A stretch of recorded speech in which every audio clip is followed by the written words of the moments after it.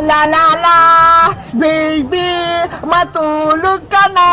Si papa mo, pumuntang Maynila. Si mama mo, naglalaba. Princess anak, patulogin mo na yung kapatid mo. Kanina pa yun umiiyak. Ayaw niyo pong matulog, Nay. Kanina ko pa siya inihili. Gandaan mo kasi yung pagkanta para makatulog na siya. Kayo na lang po kasi magpatulog sa kanya. Pagod na po ako. Tignan mo, may nilalaban ako rito. Ikaw na mag-asikaso sa kapatid mo. Ano ba yan? Baby, matulog ka na kasi. Gusto ko na maglaro sa labas eh. Kung ayaw mo, tatakutin kita. Hi, Princess. Kapag nabangungot ang kapatid mo, dahil tinatakot mo siya, malalagot ka sa akin. Ba't pa kasi ako pinagbantay nyo, Nay? Hindi naman ako marunong mag-alaga eh. Nasaan ba si tatay? Pumasok si Tatay Boyong mo sa trabaho para may pambili tayong bigas at ulam. Baby, matulog ka na kasi. Maglalaro na ako sa labas.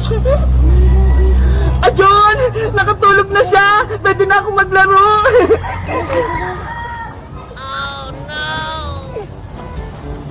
Princess, saan ka pupunta?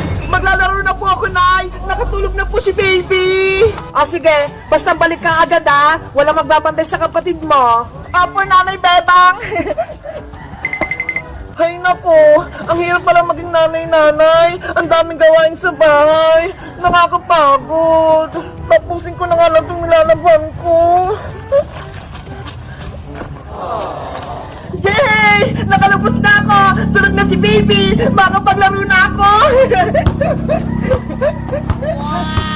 Princess! Aling Iska! Kayo po pala yan! Nakapasyal po kayo!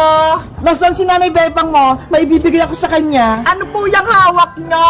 Ulam ito, kalderetang baboy, ibibigay ko. Wow! Ang sarap! May ulam!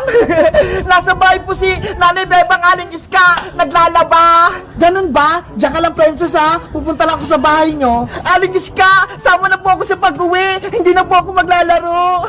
Ikaw talaga, Princess? Nakakita ka lang ng pagkain? Uwi ka kagad. Siyempre po, para makakain na ako. O siya, tara na sa bahay nyo. Yahoo! Kakain na ako! Balita ko, naglalaro daw sila Bebang ng baybayan sa lupa namin. Lagot sila sa akin. Oh no! Nay! Nay! O Princess, bakit bumalik ka agad? Si Aling Iskabo, dumating, may dalang ulam. Kamusta ka na, Maring Bebang? Malusog na ba yung anak mo? Oo, Mari, malaki na siya. Ayun o, nagduyan-duyan. Wow, ang cute-cute niya. Ako po nagpatulog sa kanya, Aling Iska. Kinantahan ko po siya. Very good, Princess. Marunong ka na mag-alaga. Akin na po yung dala niyong ulam para makakain na po ako. Ito. Ang bango! Mukhang masarap! Aling Iska, wala po ba kayong dalang kanin? Wala eh. Yan lang. Hoy, Princess, nabigyan ka na ng ulam? Nagreklamo ka pa? Gutom na po kasi ako na eh. Gusto ko nang kumain. Si Princess talaga, sobrang takaw. Laging gutom. Sinabi mo pa, Mare. Matakaw talaga siya. Ay, aba, ang saya sa inyong maglaro dito ah. Bebang, Iska, Princess. Maria, nagbabalik ka? Anong gagawin mo dito? Nagulat kaya, no? Nagbabalik na ang kontrabida sa buhay nyo? Sirain niyo itong baybayan, Bebang! Tanggalin niya! Maria! Wag! Naglalaro kami ng baybayan! Huwag kang manggulo! Maria! Umalis ka dito! Sinisira mo yung laro namin! Si baby natutulog pa! Oo nga, Maria! Umalis ka rito! Hindi ka namin kalaro! Ang pangit ang mga laro nyo! Pang bata! Kaya dapat mawala na itong baybayan! Please, Maria, huwag mong sirain. Pinaghirapan namin yung gawin. Kamusta ang buhay-buhay, Bebang? Ang saya sa inyo maglaro ng bahay-bahayan, ah. Okay lang naman ako. Ikaw, bakit ka nandito? Oo nga, Maria, bakit nandito ka pa? Pumunta ka ba rito para manggulo na naman? Tumahimik ka nga, Princess Bungenge. Hindi ko ang kinakausap ko. Ay, aba, ang tapang mo ah. Gusto mo bang makatikim? Princess, huwag ka namang away. Hindi naman nang away si Maria eh. Mabuti pa si Iska, mabait. Ikaw, Princess, masama na nga yung mukha mo, masama pa yung ugali mo. Aba, ginagalit mo talaga ako ah! Princess, tama na yan! Kumalma ka! Swerte mo, inawat lang ako ng mga kaibigan ko. Kung hindi, malalagot ka talaga sa akin, Maria. Wala kang magawa na. Maria, bakit ka ba naparito? Anong gagawin mo? Nabalitaan ko kasi, naglalaro kayo dito ng baybayan sa bakanteng lupa. Ano naman, kung dito kami naglalaro, bakit? Bawal ba? Oo, bawal. Hindi nyo ba alam? Lupa ni Mami Margaret to, kaya hindi kayo pwede maglaro dito. Nagsisinungaling ka lang naman, Maria eh. Wala kayong lupa dito. Hindi ako nagsisinungaling, no? Nagsasabi ako ng totoo. Bebang, totoo ba? Lupa nila Maria at nung kinakatayo ng baybayan natin? Oo, Iska, kay Tita Margaret tong lupa, kaya magkatabi kami ng bahay. Diba? Sabi ko sa inyo, lupa namin to, kaya bawal kayo maglaro dito. Kahit na hindi kami aalis dito, Maria, porket sa inyo yung lupa, papalisin mo kami rito. Tama si Princess, dito kami naglalaro, kaya hindi kami aalis. Bebang, pagsabihan mo nga itong dalawang mong kaibigang madudunges, umalis kayo dito. Pero Maria, naglalaro lang naman kami dito ah. Wala kaming ginagawang masama. Kaya payagan mo na kami maglaro dito sa lupa nyo. Sinabi na nga bawal eh. Nakikinig ba kayo? Sabi ni Mami Margaret, palisin ko na kayo dito. Ikaw talaga Maria, lagi ka nang gugulo. Ikaw yung umalis dito. Umalis ka dito. Umalis ka dito. Umalis ka dito. Matigas talaga yung ulo nyo ah. Sisirain ko na itong baybayan na to. Si baby! Nanay Bebang! Tulungan mo kami! Maria! Tama na! Huwag kang manggulo! Wala na kayong baybayan, Bebang! Kaya umalis na kayo dito! Maria! Nakikiusap kami! Huwag magsirain yan! Amin tong lupang to, kaya bawal kayo maglaro! Mabuti na lang, ligtas kami ni baby. Yung baybay namin, wala na, sira na. Yung baybay namin, nasira na, naguho na, wala na kaming baybayan. Yan yung nararapat sa inyo, Bebang. Matigas kasi yung ulo nyo. Ang sama-sama mo, Maria. Ubod ka lang sama. Ginugulo mo yung baybayan namin. Sinabi ko na kasing bawal maglaro dito eh. Pero hindi kayo nakinig sa akin. Kawawa naman si Poyo. Nahirapan siyang gumawa nito eh. Tapos sinira lang ni Maria. Huwag ka magkalala, Nanay Bebang. Ipapaayos ulit natin yan kay Tatay Boyong. Hindi na kayo pwede magpatay ng baybayan dito.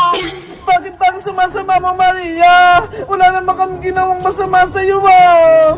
Anong wala? Nakalimutan mo na, Bebang? Diba? Pinakulong mo kami ni Mami Margaret, tapos pinahuli mo kami sa barangay Tanad. Kasalanan niyo naman yan, Maria, kasi pinalayas niyo si Bebang sa bahay nila, kaya hinuli kayo ng barangay Tanad. Hindi namin deserve makulong, kaya magigant kami sa inyo. Lalo ka na, Bebang. Hindi ako papayag na saktaming Nanay Bebang ko. Ako yung makatabat mo, Maria. Nanay-nanayan mo si Bebang, Princess. Ay, mukha kang matanda eh. Para kang lola. Ikaw talaga, Maria. Naghanap pa ng away, no? Sige, lumapit ka, Princess. Papatulan din kita. Ay, aba, matapang ka talaga, ha? Etong sa'yo. Ah! Princess, wag! Sayang! Aray ko! Yung mata ko! Na black eye! Lagot ka, Princess! Nasuntok mo si Bayang! Tatay Boyong! Sorry! Hindi ko sinasadya! Ano ba kasing nangyayari dito? Bakit kayo nag-aaway? Boyong! Si Maria! Sinira niya yung baybayan natin! Wala na tayong laruan! Ano? Yung bahay natin? Wala na! Tingnan mo! Giniba na ni Maria! Yung mga poste! Tinumba niya! Pinaghirapan ko itong gawin eh! Tapos sinira lang!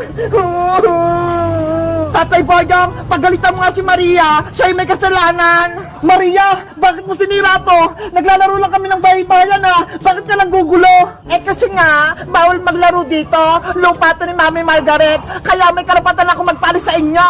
Hindi tama yung ginagawa mo. Ibalik mo yung baybayan namin. Ano? Ako na nga sumira? Tapos ako pa magkaayos? Tama, ayusin mo yan. Kung hindi, malalagot ka sa amin. Hindi pwede ang gusto nyo. Isusumbong kayo kay Mami. Wala si Mami Margaret mo rito, Maria. Wala kang kakampi. Kaya lagot ka ngayon. Ayusin mo yung baybayan namin, Maria. Ngayon din. Bebang, pagsabihan mo nga sila. Huwag nila akong awayin. Ikaw yung una ng gulong, Maria. Kaya bahala ka na sa buhay mo. Hindi kita kakampihan. Ano, Maria? Aayusin mo ba yung baybayan namin? O hindi? Ayoko. Hindi ako marunong. Sinira mo yung pinaglalaruan namin, tapos hindi mo kayang ayusin. Lagot ka ngayon. Ayoko na. Hindi na ako manggugulo sa inyo. Hoy, Maria! Bumalik ka dito! Mami! Tulong! Bebang! Wala na si Maria! Tumakbo na! Yay! Wala na nanggugulo sa atin! Pwede na rin tayo maglaro ng baybayan! Tatay Boyong! Ayusin ulit yung baybayan natin! Maglaro na ulit tayo! Okay! Ako nang bahala! Aayusin ko to! Yahoo! Mabubunan ulit yung pamilya namin! Ay, may ibon! Ang galing naman! Ang ganda niya! Yahoo! Anong ibon kaya yan? Siguro Maya, ang bait-bait niya. Hindi siya lumilipat. Siguro may binabantayan siya. Wow! Ayun! May pugot pala siya sa may sanga! Wow! May mga itlog! Ang dami! Bibilangin ko nga! 1, 2, 3, 4, 5, 6, 7, 8! Lumipad na siya! Babay, Ibong Maya! Bumalik ka ha! Aalagaan ko tong mga itlog sa pugad mo! Bebang! Anong tinitignan mo dyan sa puno? Princess! Halika rito! May nakita akong pugad ng ibon! Totoo! Patingin ako! Tignan mo ho! May itlog pa! May mga itlog nga! Ang diliit! Itlog yan ng Ibong Maya! Nakita ko siya kanina! Ay aba! May pugad lang ibon sila, Bebang ha! May mga itlog daw ha! Bebang, pwede ba natin itong kuning itlog ng ibon, tapos ilaga natin? Hoy, Princess, huwag natin kunin yung mga itlog. Kawawa naman sila. Kasi, nagugutom ako eh. Masarap pa naman yung itlog ng ibon. Kukunti na lang yung mga ibon sa mundo, kaya dapat, huwag natin kunin yung pugat at mga itlog nila. Ganun ba? Sayang naman. Paborito ko pa naman yung itlog. Ang mabuti natin gawin, alagaan natin itong mga itlog. Lagyan natin ng silong yung pugad para wag siyang maarawan at maulanan. Okay, mag-aalaga tayo ng itlog ng Maya. Princess, may kukunin lang ako sa bahay ha. Bantayan mo tong pugad, baka mawala yung itlog, may kumuha. Ako nang bahala dito, Bebang. Babantayan ko tong pugad ng ibon mo. Wait mo ako dyan ha, babalik din ako. Ilan kaya itong itlog ng ibon ni Bebang? 1, 2, 3, 4, 5, 6, 7, 8. Ang dami nga! Princess! Ano na naman yun, Boyong? May itlog ba yung pugad na binabantayan mo? Meron madami, pero kay Bebang to. Patingin ako! Hindi pa kasi ako nakakita ng pugad ng may itlog eh. Okay, pero wag mo nga hawakan ha, para hindi masira yung itlog. Oo naman! Wow! May mga itlog nga! Nakakatuwa! Ang sarap ng ilaga! Hay, Boyong! Sabi ni Bebang, hindi yan nilalaga, no? Hindi naman si Bebang ang nanay ng mga itlog, kaya pwede natin itong kunin. Oo nga, no? Princess, may naisip ako. Payag ka ba? Lutuin natin itong mga itlog. Ilaga natin. Maghati tayo. Talaga, Boyong? Maghati tayo kapag naluto? Oo naman! Alam mo ba, ang sarap-sarap ng itlog ng ibon, kaya gusto nilang kainin. Sige, kunin natin yung mga itlog, tapos lutuin natin. Bilisan natin, bago pa tayo makita ni Bebang. Ikaw na kumuha, tapos sundan mo ko. Pugad ng ibon, kukunin ka na namin. Oh no!